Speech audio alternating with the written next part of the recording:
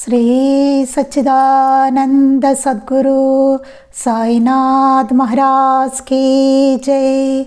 శ్రీ సచ్చిదానంద సద్గురు అలివేలు మంగమ్మ సహిత భరద్వాజ మహారాజ్ కీ జై. శ్రీ సచ్చిదానంద సద్గురు నాంపల్లి బాబా మహారాజ్ కీ జై. జై సాయి మాస్టర్. ఈరోజు సత్సంగంలో మనం శ్రీ సాయినాథ ప్రబోధామృతము అనే గ్రంథాన్ని వివరించుకుంటున్న రచన పూజ్యశ్రీ ఆచార్య ఎక్కిరాల భరద్వాజ మాస్టర్ గారు. దీనిలో మనం సాయిబాబా సూక్తులు అనేటువంటి చక్కటి అద్భుతమైన అధ్యాయాన్ని చదువుకుంటున్నాం. మనం మాస్టర్ గారి గ్రంథాల్లో ప్రత్యేకత ఏంటంటేనండి, ఎన్నిసార్లు అదే గ్రంథాన్ని మనం సత్సంగంలో చదువుకుంటున్నప్పటికీ అది ఎప్పటికప్పుడు కొత్త కోణంలో చూస్తున్నట్టు ఉంటుంది. ఎప్పటికప్పుడు ఫ్రెష్గా కొత్తగా మళ్ళీ ఏదో కొత్త పాయింట్లు వస్తూ చాలా కొత్తగా అనిపిస్తూ ఉంటుంది అన్నమాట. మళ్ళీ చదువుతున్న కొత్త గ్రంథం చదువుతున్నట్టు ఉంటుంది. అది అంటే ఆయన గ్రంథాల్లో ఉన్న గొప్పతనం అనిపిస్తుంది నాకు. భలే తమాషా అనిపిస్తుంది. దానికి ఎట్లా ఆ పేరు నేను చెప్పలేకపోతున్నాను ఎలా ఉంటుంది అన్నదాన్ని. ఒక అద్భుతం అన్నమాట, ఒక లీల చెప్పాలంటే ఒక లీల అనుకోవచ్చు. అది బాబా లీల, మాస్టర్ గారి లీల ఏమో అనిపిస్తుంది నాకు ఎప్పటికప్పుడు మనకి. అది లేకపోతే మనకి అది చదివిన గ్రంథమే కదా, మనం చెప్పుకున్నదే కదా అనిపించవచ్చు. అలా ఉండవు మాస్టర్ గారి గ్రంథాలు చూడండి. దానికి ఒకటే ఉదాహరణ. మనం చూడండి, భూమి విత్తులను ధరిస్తుంది. అది ఆల్రెడీ మనం ఈ మధ్యనే ప్రబోధామృతంలో చెప్పుకున్నాం. దాన్నే మళ్ళీ మనం బాబా సూక్తులు చెప్పుకుంటున్నా సరే ఎక్కడ అది ఫ్రెష్గా వద్దు చక్కగా. అది ఎక్కడ మనకి ఆల్రెడీ దీన్ని మనం చదువుకున్నాం కదా అన్నట్టు లేదు. చూడండి ఎంత కొత్తగా ఉందో చూడండి. చాలా విచిత్రంగా భలే తమాషాగా అనిపిస్తుంది నాకు. మాస్టర్ గారిని అంటే సందర్భం వచ్చిందని చెప్తున్నాను. మాస్టర్ గారు మీరు ఎప్పుడు ఆరతి మీరు ఎప్పుడు చేస్తారు కదా, మీకు నోటికి వచ్చేసి ఉండాలి కదా, ఆరతి ఎందుకు మీరు ఎప్పుడు గ్రంథాన్ని చేత్తో పట్టుకుని మీరు ఆరతి చేస్తారు అని అడిగితే, నాకు వచ్చేయడం అట్లా నోటికి అట్లా ఉండదు, నాకు ఎప్పుడు కొత్తగా ఉంటుంది చదువుతుంటే, ఎప్పుడు భావయుక్తంగా నాకు అట్లాగే ఉంటుంది అని చెప్పారట మాస్టర్ గారు. ఎప్పుడు కొత్తగా ఉంటుంట ఆరతి మాస్టర్ గారికి. ఆయన ఎప్పుడు గ్రంథం పట్టుకుని దాన్ని చూస్తూ ఆరతి చేసేవారట మాస్టర్ గారు. చూడండి, అంటే అదొక బాబా లీల అన్నమాట అండి. అది ఎప్పుడు కొత్తగా ఉండడం అంటే ఏంటి, అలాగ నిత్య నూతనంగా అనమాట. అది ఆ పదం నిత్య నూతనం, ఎప్పుడు కొత్తగా నిత్య నూతనంగా ఉండడం.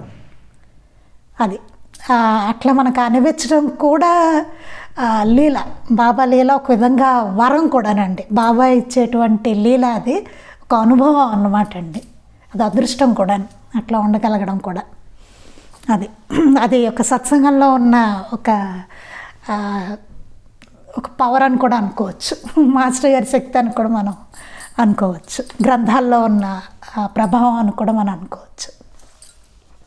సత్సంగ మహిమ అంటారు చూసారా, అధ్యాయం ఉంటుంది అట్లా. అది కూడా ఒకటి సత్సంగ మహిమ. అలాగే అది అంటే నాకు అనిపించింది మళ్ళీ చదువుతుంటే భలే ఉందే ఇది అనిపించింది. పారాయణ కూడా చూడండి ఎంత కొత్తగా మనకి మళ్ళీ చదువుతున్నప్పుడు మళ్ళీ అంటే ఒక్కొక్కసారి యాంత్రికం అవుతుంది అని కాదనట్లేదు, కానీ సరిగ్గా దృష్టి పెట్టి మనం చదువుతున్నప్పుడు ఎంత కొత్త పాయింట్లు అట్లా భలే తగులుతూ ఉంటాయి చూడండి. ఇంతకు ముందే చదివామా అనిపిస్తూ ఉంటుంది. భలే ఉంటుంది అసలు. అది ఏంటనేది మనం చెప్పలేం. చాలా విచిత్రంగా ఉంటుంది. అది గమనించండి ఒక్కొక్కసారి మీరే పారాయణ చేస్తున్నప్పుడు, అప్పుడు గమనించండి. గ్రంథం చదువుతున్నప్పుడు అసలు భలే ఉంటుంది. ఒక్కొక్క యాంగిల్ అట్లాగా తెలుస్తున్నప్పుడు భలే ఉంటుంది మనసుకి. అది ఇంకా ఇక్కడ ఏం చెప్పారంటే, మనం ఎక్కడ చెప్పుకున్నాం, 46 వరకు చెప్పుకున్నాం పాయింట్స్. 47వ పాయింట్, శరీరంలో ఒక హీనజాతి వాడు ఉన్నాడు, వాడిని వెళ్ళగొట్టాలి. హీనజాతి వాడు అంటే ఏంటండి, మన శరీరంలో అసలు చూస్తే రకరకాల మనలో ఉండే భావాలు రకరకాల ఉంటాయి కదా, మనకు ఉండే బలహీనతలు అన్నీ కానీ, అరిషడ్ వర్గాలు కానీ, ఇవన్నీ వాటిని అన్నిటినీ వెళ్ళగొట్టాలి అని చెప్తున్నారు. అదే హీనజాతి వాడు అనమాట. మన దగ్గర ఉండే ఆ గుణాలు ఉంటాయి చూసారా, అట్లాంటి గుణాలు వాటిని అన్నిటినీ అనేసి 48 దైవం ఇచ్చింది పోదు, మానవుడు ఇచ్చింది నిలవదు. ఇది చాలా మనం అంతకుముందు కూడా వీటిని చెప్పుకున్నప్పుడే అది ఆల్మోస్ట్ మనకి కవర్ అయింది అనమాట. దైవం ఇచ్చింది ఎప్పుడు పోదు, ఆ మంచి గుణాలు ఏవైతే ఉంటాయో ఆయన ఇచ్చింది ఎప్పుడూ పోదు, మానవుడు ఇచ్చింది ఎప్పుడు నిలవదు. ఇది కూడా తెలుసు మనకి, లీలామృతంలో వస్తుంది. బాబా అంతకుముందు తివాసీలు నేసేవాడిని, తర్వాత పట్టు వస్త్రాలు నేసేవాడిని, నా పనితనానికి మెచ్చి నా యజమాని ఎంతో ఎక్కువ ఇచ్చారు, అందరికన్నా ఆయన ఎక్కువ విలువైనవి నేసేవారట, ఎక్కువ విలువ చేసేవి నేసేవారట బాబా. అయితే నేస్తే పనితనానికి మెచ్చి చాలా ఎక్కువ ఆయన ఇచ్చేవారట, ఆయన యజమాని బాబా పనితనానికి మెచ్చి ఇస్తే బాబా ఏం చేసేవారట, వాటిని ఉంచుకోకుండా ఇతరులకు ఇచ్చేసేవారట. ఉంచుకునేవారు కాదట, ఆయనలో అంత నైపుణ్యం ఉండేది, ఎంత స్కిల్ ఉండేది అనమాట. అందరికన్నా చాలా విలువైనవి జరి అంచు అన్నీ నేసేవారట ఆయన. తలపాకాలు, పట్టు వస్త్రాలు అవన్నీ నేసేవారట ఆయన. చాలా విలువైనవి, చాలా ఎక్కువ అనమాట, అందరికన్నా ఎక్కువ స్కిల్ ఉండేట. ఆ యజమాని మెచ్చుకొని చాలా ఎక్కువ ఆయన ప్రశంసించి ఇచ్చేవారట ఈయనకి బోళ్ళంతా. ఇస్తే నువ్వు ఉంచుకునేవారు కాదట, విలువైన బట్టలు డబ్బు ఇలా ఇస్తే ఆయన ఉంచుకోకుండా అందరికీ ఇచ్చేసేవారట. ఎంతో విలువైనవి ఇచ్చేవారట ఆ యజమాని, అవన్నీ అందరికీ ఇచ్చేసేవారట. బాబా నేను ఉంచుకునేవాడిని కాదు, ఇచ్చేసేవాడిని అని ఉంటుంది అందులో. అంటే ఏంటి, దైవం ఇచ్చింది పోదు, మానవుడు ఇచ్చింది నిలవదు. ఆయన తెలుసు అది, అందుకే ఇచ్చేసేవారట అందరికీ. దైవం ఇచ్చింది పోదు, ఆయన ఇచ్చిన గుణాలు ఏవైతే ఉన్నాయో అవి ఎప్పుడు పోవు. మంచి గుణాలు, కళ్యాణ గుణాలు ఉంటాయి చూసారా, ఆ గుణాలు ఎప్పటికీ పోవు మానవుళ్ళు. అదే ఆయన ఇచ్చిన గుణాలు ఏవైతే మనకు ఉంటాయో అవి ఎప్పటికీ పోవట. కానీ మానవుడు ఇస్తాడు చూసారా, ఈ లౌకికమైన ఇదంతా మెటీరియలిస్టిక్ థింగ్స్ ఇవి ఎప్పటికీ ఉండవు, నిలవు. ఎప్పుడు ఉంటాయండి? డబ్బు ఉంటుందా మనకి, మనతో పాటు పట్టుకెళ్తాం ఆ డబ్బు? పట్టుకెళ్ళాం. సంస్కారాలు, మంచి సంస్కారాలు మాత్రం మనకి జన్మలకి క్యారీ ఫార్వర్డ్ అవుతూ ఉంటాయి. భగవంతుడు ఇచ్చే గుణాలు, మంచి గుణాలు, ఏ మంచి అయితే చేసుకుంటామో ఆ మంచి అంతా మనతోటి వస్తూ ఉంటుంది. జన్మలకి మంచి పుణ్యం, మంచి ఆ గుణం ఎప్పుడు మంచివి వస్తూ ఉంటాయి సంస్కారాల కింద, మంచి గుణాలు కదా. ఈ డబ్బు ఇవన్నీ ఏమీ రావు, మానవులు ఇచ్చేవి. ఏమన్నా పట్టుకెళ్తామా? మీరు నాకేమైనా ఇచ్చారనుకోండి, నేను పోయేటప్పుడు ఏమైనా పట్టుకెళ్తాను? నిలుస్తుందా అది? ఇచ్చింది ఎంతకాలం నిలుస్తుంది?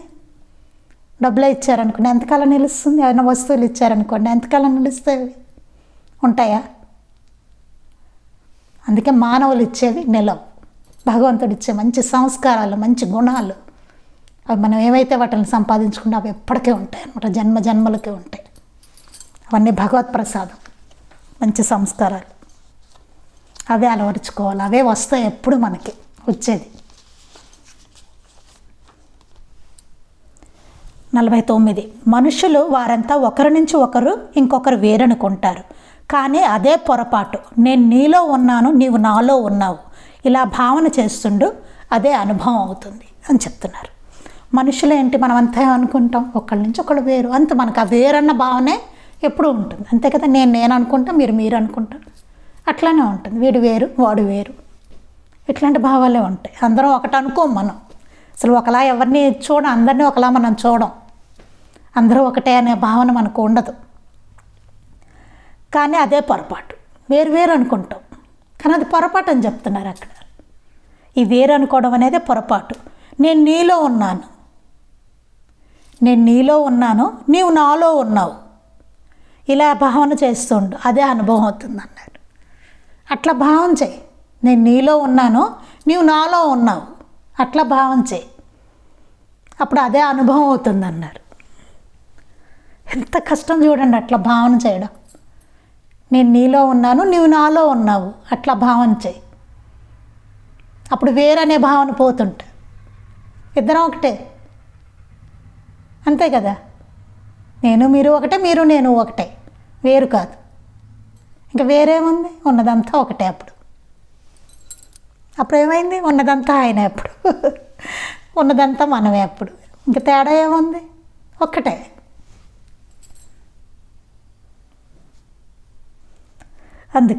అందుకని ఏం చెప్తున్నారు ఇక్కడ? మనుషులు వారంతా ఒకరి నుంచి ఇంకొకరు వేరనుకుంటారు, కానీ అదే పొరపాటు. నేను నీలో ఉన్నాను, నీవు నాలో ఉన్నావు, ఇలా భావన చేస్తుండు, అదే అనుభవం అవుతుంది అని చెప్పారు. తర్వాత 50వ పాయింట్, పేదల పాలిటి పెన్నిది అల్లా, ఆయన కానిది ఏదీ లేదు. పేదల పాలిటి పెన్నిది ఆయన, అల్లా అంటే భగవంతుడు అని అర్థం అనమాట. ఆయన కానిది ఏదీ లేదు, అసలు ఆయన కానిదే ఏదీ లేట్. ఆ ముందు సూక్తిగా ఇదే అనుకోవచ్చు. అసలు ఆయన కానిదంటూ ఏదీ లేదు ఈ సృష్టిలో. భగవంతుడు కానిది ఏదైనా ఉందా ఈ సృష్టిలో? ఏదీ లేదు. కానీ మనం అలా చూడం, అన్నిటినీ భగవంతుడిగా చూస్తామా? చూడం, అస్సలు చూడండి, ఏదో అసలు కేర్లెస్గా ఉంటాం ప్రతి వాటి పట్ల. ఆ పూజా మందిరంలోనే ఆయన ఉన్నారనుకుంటాం, అయితే పటంలోనే ఆయన ఉన్నారనుకుంటాం. మిగతావన్నీ అంతే, ఏదో వస్తువులు, అది జంతువు, అది మనిషి, లేకపోతే అది ఇంకోటి, అది తినే పదార్థం, లేకపోతే అది పువ్వు, అది ఆకు, అది చెట్టు, అంతే. ఆ ద్వంద్వాలతో మనం ఉంటాం. కానీ ఆయన కానిది ఏదీ లేదు, అంతా ఆయనే కదా. అలా ఒక రకమైన భ్రమలో ఉంటాం మనం, ద్వంద్వాలతో ఉంటాం మనం. కానీ చూస్తే ఆయన కానిది ఏదీ లేదు. ఆలోచిస్తే ఉన్నదంతా ఒక్కటే, అంతా ఆయనదే, అదంతా ఆయనే, అంతా ఆయనదే. ఆయన కానిది ఏదీ లేదు. ఆయన పేదల పాలిటి పెన్నిది అల్లా, భగవంతుడు పేదల పాలిటి పెన్నిదిట ఆయన.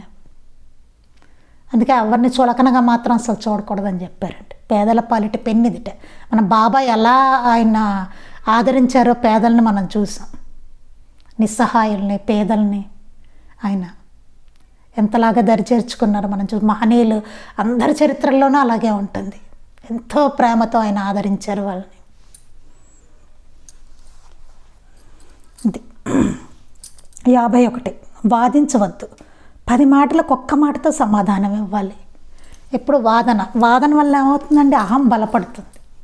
అంటే నాదే కరెక్ట్ అనిపిస్తూ ఉంటుంది. ఒకవేళ తప్పు అని తెలుస్తున్నా ఇంకా నాదే కరెక్ట్ అనిపిస్తుంది, దాన్ని నిలుపుకోవాలనిపిస్తూ ఉంటుంది అనమాట. అహం బలపడిపోతుంది. ఇంకా తప్పని తెలిసినా సరే కాదు, నేను నిలబెట్టుకోవాలనిపిస్తుంది. అహం అట్లా బలపడిపోతుంది, అప్పుడు చాలా ప్రమాదం. అందుకే వాదించొద్దని చెప్పారు బాబా. ఎప్పుడు వాదించవద్దు. జయశ్రీనివాస్ 10 మాటలకు ఒక్క మాటతో సమాధానమే. ఎదటివాడు 10 మాటలు అంటే ఒక్క మాటతో సమాధానమే, అంతే చెప్పారు. ఒక్క మాటతో సమాధానమే నువ్వు, అంతే. వాడు 10 మాటలు అన్నే.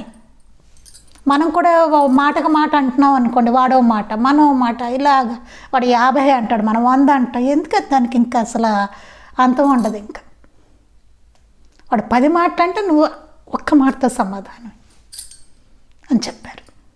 ఒక్క మాటతో సమాధానమే, అంతే. వాడు 10 మాటలు అన్నా సరే నువ్వు అనుకో, ఎన్ని మాటలు అనేసాడు నన్ను, కాదు, ఒక్క మాటతో సమాధానం చెప్పు, అంతే, వచ్చాయి అని చెప్పారు. వాడు అన్ని మాటలన్నాడు కదా అని నువ్వు అనుకో, వచ్చాయి. అది వాదించొద్దు. ముందు అసలు వాదన ఆయన చిరాకు, వాదించొద్దు అని చెప్పారు. దానివల్ల ఏమవుతుంది? ఈగో ఇంకా పెరిగిపోతుంది, అహం బలపడిపోతూ ఉంటుంది. జనరల్గా అలాగే జరుగుతాయండి వాదించడాల్లో. దెబ్బలాట్లు, గొడవల్లో అట్లాగే ఉంటుంది. ఎవడు తగ్గడు చూడండి, వాడు తగ్గడు, వీడు తగ్గడు, బలపడిపోతూ ఉంటుంది. అవి ఎంతవరకు వెళ్తాయో కూడా తెలియదు వాదనలు. వాదించుకోవడాలు అట్లా ఉంటాయి. అందుకే వద్దన్నారు బాబా, వాదించొద్దన్నారు. 52, భగవంతుడికి చెడంటేను, చెడుకు భగవంతుడంటేను భయం. ఇది మనం అంతకుముందు కూడా చెప్పుకున్నామండి. చాలా ఇవి చెప్పుకున్నప్పుడే మనం చెప్పుకున్నాం. బాబా సూక్తులు అంతకుముందు చెప్పుకున్నప్పుడే చెప్పుకున్నాం. చెడుకి భగవంతుడంటేను దేశా మాస్టర్ ఒక్కసారి అండి.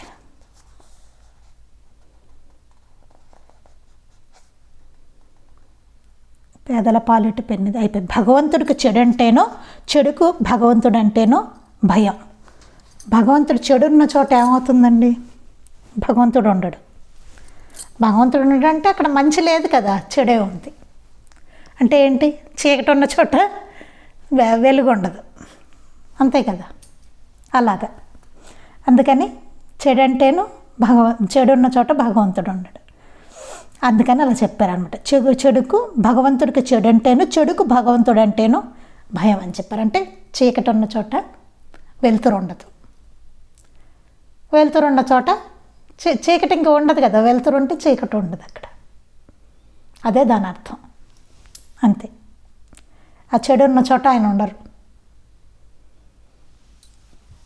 అది చాలా జాగ్రత్తగా ఆ పాయింట్ని గుర్తుపెట్టుకోవాలి. భయం అంటే భయం అని కాదు, ఆయన ఉండరని అర్థం. 53. 10 మంది ఒక చోట చేరితే ఏదో గొడవ రేగుతుంది. అంతే కదండి, 10 మంది ఒక చోట చేరారంటే ఏమవుతుంది? ఏదో ఒక గొడవ రేగుతుంది.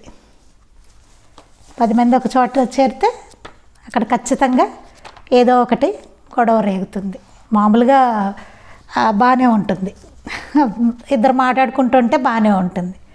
ఒక 10 మంది అక్కడ చేరేసరికి గొడవ మొదలవుతుంది. ఒక మాట ఒకళ్ళ గురించి ఒకళ్ళ గురించి ఒకళ్ళు 10 మంది చేరేసరికి లోకాభిరామాయణం మొదలవుతుంది. లోకాభిరామాయణం మొదలయ్యేసరికి గొడవ, ఏవో ఒకటి వస్తాయి అక్కడ. అది అలా గొడవలు మొదలవుతాయి అన్నమాట.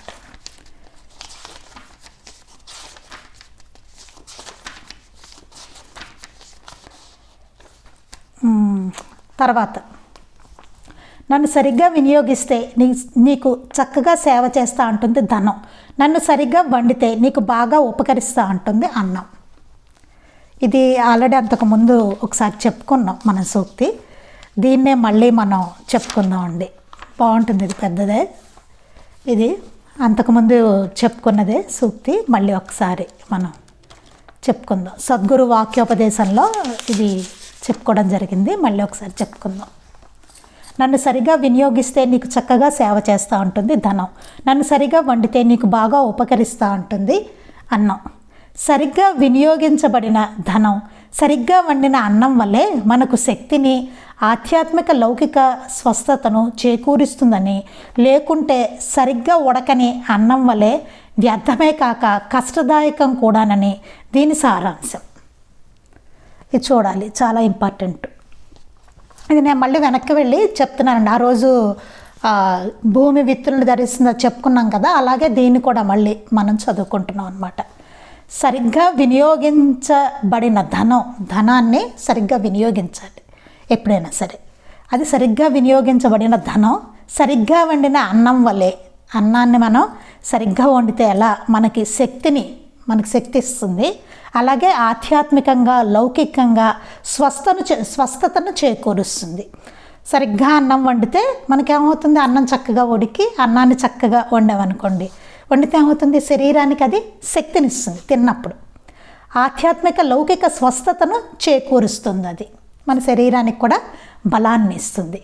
ఇచ్చి ఆధ్యాత్మికంగాను లౌకికంగాను స్వస్థతను చేకూరుస్తుంది. లేకుంటే సరిగ్గా ఉడకనే అన్నం వల్లే వ్యర్థమే కాక కష్టదాయకం కూడానని దీని సారాంశం. అది ఉడకలేదనుకోండి అన్నం, అప్పుడు ఏమవుతుంది? అన్నం సరిగ్గా ఉడకపోతే ఏమవుతుంది? అదే ఉపయోగపడదు కదా, మన శరీరానికి ఏమీ ఆరోగ్యం ఏమీ కాదు. అది లోపల కడుపులో తేడా చేస్తుంది కదా, తినలేము ఆ అన్నాన్ని మనం లోపల. వ్యర్థమే కాక కష్టదాయకం, తినడము కష్టము, తర్వాత అనారోగ్యము మనకి. అలాగే ధనం కూడా అంతేట. అలాగే సరిగ్గా సద్వినియోగపడితే అది మనకి ఆధ్యాత్మికంగాను లౌకికంగాను మనకి స్వస్థత చేకూరుస్తుంది. అలాగే అది దుర్వినియోగం అయిందనుకోండి, అలా సరిగ్గా ఉడకని అన్నంలాగానే అది వ్యర్థము కష్టదాయకం అవుతుందట. అంటే ధనం ఎట్లా ఉండాలి? సద్వినియోగపడాలి. ఎప్పుడు అన్నెసరిగా ఇది అవ్వకూడదు, అది వ్యర్థం కాకూడదు, అది సద్వినియోగం అవ్వాలి, దుర్వినియోగం అవ్వకూడదు. అది గుర్తుపెట్టుకోవాలి. ధనం ఎప్పుడు దుర్వినియోగం అవ్వకూడదు, సద్వినియోగం అవ్వాలి. స్వల్పంగా తిను, రుచులకు పోవద్దు. 1-2 రకాల పదార్థాలతో తృప్తి చెందు. దేని యొక్క అందవికారాలను పట్టించుకోక ఆ రూపం ధరించిన దైవాన్ని స్మరించాలి. ఇక్కడ మళ్ళీ వచ్చిందండి, భగవంతునికి చెడు అంటేనో, చెడుకు భగవంతుడు అంటేనో భయం అనే సూక్తుల్లో చెప్పిన నిషేధాలు ఇందులో ముఖ్యాంశాలు. కలవారు బాహ్యాడంబరానికి విలువలనిచ్చి ఫ్యాన్సీ వస్తువులతో ఇల్లును అలంకరించుకుంటారు, కానీ అదే ధనాన్ని రుణానుబంధాన్ని విశ్వసించి గుర్తుంచుకో. నీ దగ్గరకు ఏ ప్రాణి వచ్చినా తోలేయవద్దు, ఆదరించు. ఆకలిగా ఉన్న వారికి అన్నం, గుడ్డలు లేని వారికి గుడ్డలు ఇవ్వు. భగవంతుడు సంతోషిస్తాడు. నిన్నెవరైనా అర్థిస్తే ఇవ్వశక్యమైతే ఇవ్వు, లేక ఇప్పించు. లేదు అనవద్దు. ఇచ్చేందుకేమీ లేకపోతే మర్యాదగా చెప్పు. వెక్కిరించడం, ఎగతాళి చేయడం కూడదు. కోపగించుకోవద్దు. నీ దగ్గరున్న ఇవ్వాలనిపించకపోతే లేదని అబద్ధం చెప్పవద్దు. మర్యాదగా ఇవ్వనని చెప్పు. ఇవ్వకపోవడానికి కారణమైన పరిస్థితి చెప్పు. అయిష్టమే కారణమైతే అది చెప్పు. ఎవరి సేవను ఉచితంగా తీసుకోవద్దు, ఇది మన నియమం అనే సూక్తుల్లో చెప్పిన రీతిన వినియోగించాలని యత్నించరు. అంటే సద్వినియోగం చేయడం అంటే ధనాన్ని చెప్తున్నారనమాట ఇక్కడ మాస్టర్ గారు. ఎలాగంటే రుణానుబంధాన్ని విశ్వసించి, అంటే జనరల్గా జనాలు మనం అందరం చేసే పొరపాటు ఇక్కడ ఒకటి చెప్తున్నారనమాట. ఇక్కడ కలవారు బాహ్యాడంబరానికి విలువనిచ్చి, బాహ్యమైన ఆడంబరాలకు విలువనిచ్చి ఫ్యాన్సీ వస్తువులతో ఇల్లుని అలంకరించుకుంటారు. బాగా ఫ్యాన్సీగా వాళ్ళు వస్తువులు కొనుక్కొని ఇల్లుని బాగా అలంకరించుకోవడానికి ఆ ధనాన్ని వ్యయం చేస్తారు. అదే ధనాన్ని రుణానుబంధాన్ని విశ్వసించి గుర్తుంచుకో. కానీ అదే ధనాన్ని నువ్వు ఏదైతే ఫ్యాన్సీ వస్తువులతో నీ ఇల్లంతా అలంకరించుకుంటావో అదే ధనాన్ని ఏం చేస్తావంటే రుణానుబంధాన్ని విశ్వసించి గుర్తుంచుకుని నీ దగ్గరకు ఏ ప్రాణి వచ్చినా సరే తోలేయద్దు. ఆ ధనాన్ని అట్లా వృధా చేసుకోకు. ఫ్యాన్సీ వస్తువులతో ఇల్లంతా అలంకరించేసుకొని పిసినారితనంగా పెట్టాల్సిన చోట పెట్టక ఎవరికి అట్ట చేయకు. రుణానుబంధం ఉంటుంది చూడది, అది గుర్తుంచుకో అని చెప్తున్నారు. నీ దగ్గరికి ఏ ప్రాణి వచ్చినా తోలేయద్దు. నీ దగ్గరికి ఏ ప్రాణి వచ్చినా సరే తోలేయకు. ఆ ప్రాణి అంటే చాలా ఉంటాయండి, మనుషులు ఒక్కటే కాదు, ఏ జీవైనా కావచ్చు. అక్కడ ఆదరించు, అది ఎవరైనా కావచ్చు. ఆకలి కొన్న వారికి అన్నము, గొడ్డలు లేని వారికి గొడ్డలు ఇవ్వు. ఆకలితో ఉన్నవారికి అన్నం పెట్టు, గొడ్డలు లేని వాళ్ళకి గొడ్డలు ఇవ్వు చెప్తున్నారు ఇక్కడ. ఎంతసేపు మనం కడుపు నింపుకోవడము, మన అలంకరణలు చేసుకోవడము కాదు. ఆకలితో ఎంతోమంది బయట ఉంటారు, వాళ్ళందరికీ అన్నం పెట్టు. గొడ్డలు లేని వాళ్ళు ఉంటారు, వాళ్ళందరికీ గొడ్డలు ఇవ్వు. భగవంతుడు సంతోషిస్తాడు. అలా చేస్తే ఏమవుతుంది? భగవంతుడు సంతోషిస్తాడు. ఇదివరకండి పూర్వం ఎవరికైనా భోజనం పెడితే కానీ అసలు తినేవాళ్ళు కాదు. భోజనం పెట్టేవారు, బయట కాకబల్లి పెట్టేవాళ్ళు, అవన్నీ చేస్తే కానీ భోజనం చేసేవాళ్ళు కాదండి. చుట్టుపక్కల ఎవ్వరూ ఆకలితో ఉండకూడదు, ఎవ్వరూ ఉండకూడదు ఆకలితో. అట్లా నియమం ఉండేది, ఎవ్వరూ ఆకలితో ఉండకూడదు. ఇప్పట్లాగా ఓ వైభవాలు అవి ఇళ్లల్లో ఉండేవి కాదు. కానీ మనకి ఇప్పుడు ఎలా అయిపోయింది చూడండి పరిస్థితి అసలు. అంటే దేనికి వాళ్ళు ప్రిఫరెన్స్ ఇచ్చేవాళ్ళు? ధర్మం. మనం ఏదైతే ఈ గ్రంథాల్లో చదువుకుంటున్నామో అలా బ్రతకడానికే వాళ్ళు ప్రిఫరెన్స్ ఉండేది. జీవితం, వాళ్ళ జీవిత లక్ష్యం అట్లాగే ఉండేది ఒకప్పుడు. అట్లా బతకడమే అంతే. అలాగే ఉండేవాళ్ళు, హాయిగా తృప్తిగా శాంతిగా ఉండడం, అట్లా బతకడమే అంతే, అంతకు మించి ఉండేది కాదు. కానీ ఇప్పుడు అది ఎలా తయారయ్యామో చూడండి. అసలు ఎలా మనిషి బతకాలో దానికంతా ఆపోజిట్గా మనం బతుకుతున్నాం. మన అందరం అండి. అదే అవడం గొప్పగా మనం అవడం కాదు. మహాత్ములు ఒక్కళ్ళే అలా పర్ఫెక్ట్గా ఉండేవాళ్ళు, వాళ్ళు ఒక్కరే, ఇంకెవరూ ఏమీ లేదు. అందరం ఒకటే కోవ, ఒకటే బోటు. ఏం కాదు, ఏదో ప్రయత్నం అంటే ఏదో కొంచెం పెద్దగా ఏం కాదు. అది పెద్ద గొప్ప ఇదేమీ కాదు. ఏదో చదువుకుంటూ ఏదో అంతవరకే మనం కొద్దో గొప్ప అంతే తప్ప అందరూ ఒకటే. మనము బయట ప్రపంచం అంతా ఒకటే. ఈ విషయంలో మాత్రం డబ్బు ఇవన్నీ వచ్చేసరికి మనందరం ఒకటే. కదా. అక్కడికి వచ్చేసరికి అందరం ఒకలానే ఉంటాం. మేబీ కొద్దిగా తేడాలు ఉంటాయేమో తప్ప, చాలా పర్సంటేజ్ తక్కువ, పెద్ద ఎక్కువే ఉండదు. మా అయితే దానికోసం ఎవరికి హాని అయితే చేయమేమో, కానీ ఆ క్యాపినాలు అవి మాత్రం ఒకలానే ఉంటాయి, అవేం మారవు. అది పరిస్థితి. ఇదివరకు ఎట్లా అండి, ఇంత ఉండేది కాదు కదా. ఇక్కడ చుట్టుపక్కల ఎవరు ఆకలితో ఉండకూడదట, అట్లా ఉండేట. మనం చూడండి, ఎక్కడ ఎవడున్నా మనకేమీ సంబంధం లేదు, ఎక్కడేం జరుగుతుందో మనకు తెలియదు. ఎవడ ఆకలితో ఉన్నాడో ఎవడ పోయాడో ఏమీ తెలియదు మనకి. మనకేంటి అన్నట్టు మనం ఉంటాం. అలా వెళ్ళి రోడ్డుని వెళ్ళే బాటసార్లు కూడాను రాగానే రండి అని చెప్పి కూర్చోపెట్టి భోజనం పెట్టు. ఇప్పుడు ఎవడైనా పెడితే వాడు దొంగాడేమో అని అనుమానం మనకి, ఇంట్లోకి పిలవడానికి కూడా భయం వేస్తుంది. అలా ఉంది పరిస్థితి. అసలు ఎంత మారిపోయిందో చూడండి సమాజం కూడాను, అట్లా తయారైంది ఇప్పుడు.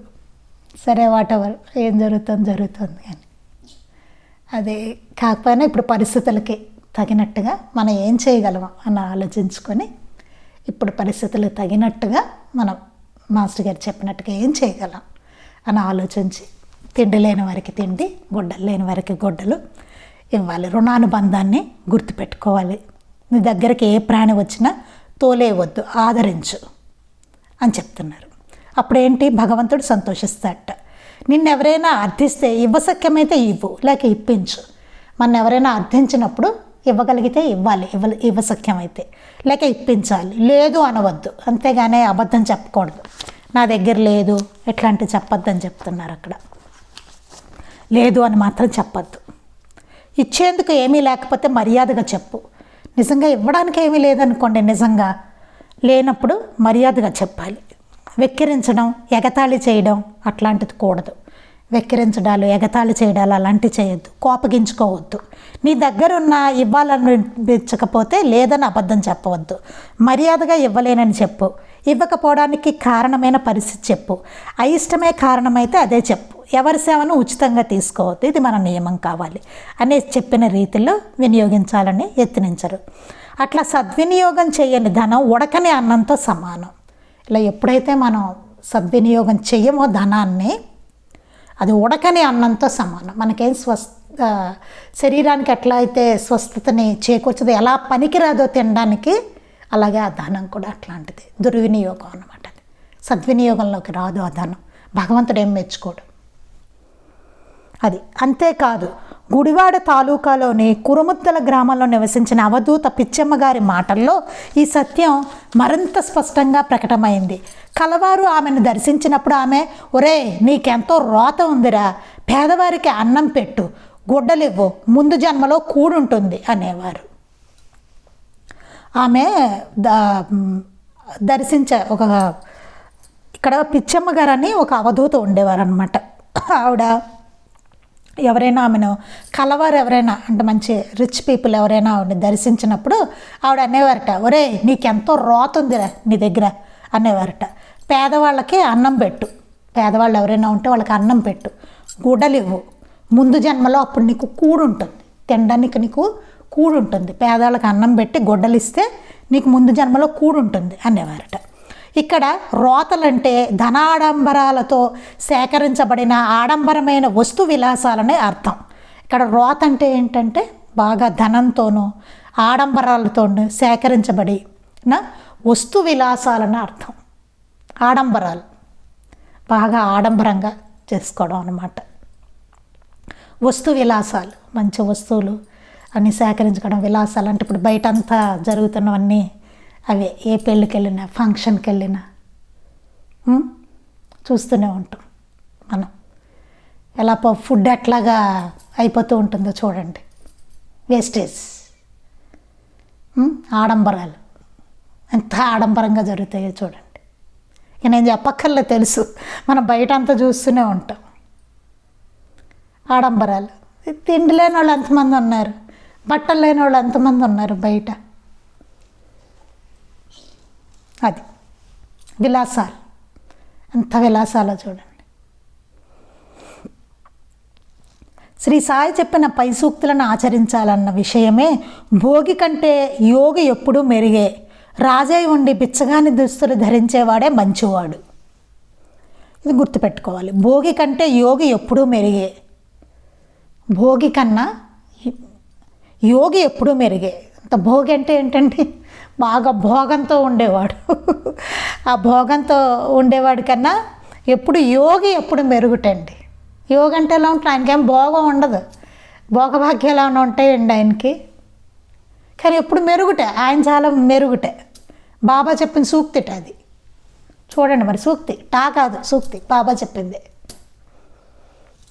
చూడండి, రాజై ఉండి బిచ్చగాని దుస్తులు ధరించేవాడే మంచివాడు.